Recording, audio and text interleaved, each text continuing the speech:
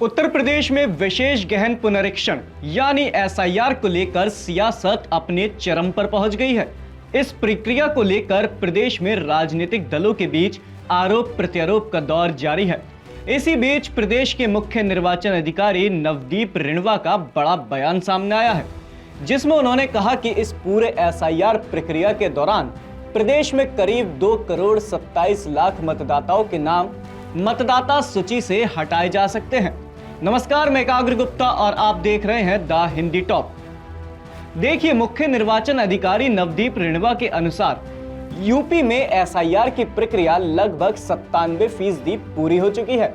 इस प्रक्रिया में अब तक के आंकड़ों के मुताबिक 17% मतदाता ऐसे हैं जिन्हें अनकलेक्टेबल श्रेणी में रखा गया है, यानी ये ऐसे लोग हैं जो या तो इस दुनिया में नहीं है या लंबे समय से अपने पते पर मौजूद ही नहीं है।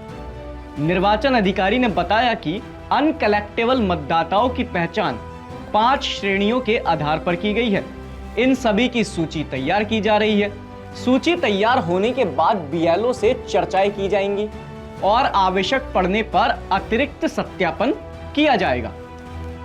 रिणवा ने यह भी साफ किया कि एसआईआर फॉर्म उसी व्यक्ति को भरना है जो वास्तव में उस पते पर निवास कर रहा हो।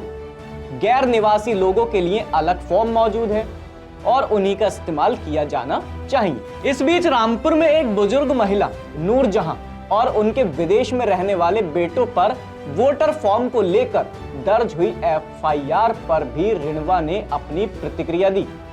उन्होंने कहा कि एसआईआर फॉर्म केवल उसी व्यक्ति के लिए है जो वास्तव में उस पते पर निवास करता हो। गैर निवासी लोगों के लिए अलग फॉर्म उपलब्ध है और उन्हें वही भरना चाहिए। इसके साथ ही एसआईआर प्रक्रिया को लेकर उठ रहे विवादों के बीच कुछ आरोप यह भी लगाए गए थे कि बीएलओस की मौत के पीछे काम का दबाव जिम्मेदार था।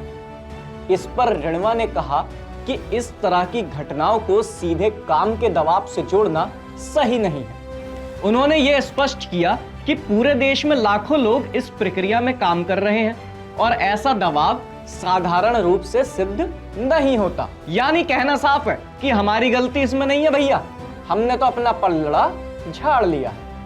वहीं राजनीतिक विवाद तब और तेज हो गया जब समाजवादी पार्टी के अध्यक्ष अखिलेश यादव ने आरोप लगाया कि यूपी में बड़े पैमाने पर वोटर कटने की संभावना है।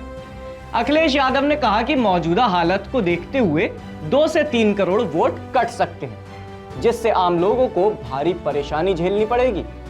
उनका दावा था कि चुनाव आयोग का मुख्य काम अधिक से अधिक वोट बनवाना होना चाहिए, लेकिन सरकार इस दौरान वोट काटने में व्यस्त है। उन्होंने यह भी कहा कि लोग अपने कागजात खोजते खोजते परेशान हो रहे हैं और अगर आधुनिक तकनीक का इस्तेमाल किया जाए तो इतनी परेशानी नहीं होती। कुल मिलाकर एसआईआर प्रक्रिया ने पूरे देश में राजनीतिक तापमान बढ़ा दिया है। एक तरफ निर्वाचन आयोग कह रहा है कि यह केवल मतदाता सूची को सही करने की नियमित प्रक्रिया है, वहीं विपक्ष इसे लोकतांत्रिक अधिकारों पर हमला और जनता के मताधिकार को प्रभावित करने वाला कदम बता रहा है। एसआईआर प्रक्रिया में राजनीतिक दलों और नागरिकों के बीच ये बहस चल रही है कि क्या ये सिर्फ मतदाता सूची को अपडेट करने का नियमित कदम है या इसके जरिए किसी तरह की मताधिकार पर रोक लगाई जा रही है। देश में चर्चा यह भी है कि यदि इस प्रक्रिया में आधुनिक तकनीक का बेहतर इस्तेमाल होता तो मतदाताओं को इतनी परेशानी नहीं उठानी पड़ती।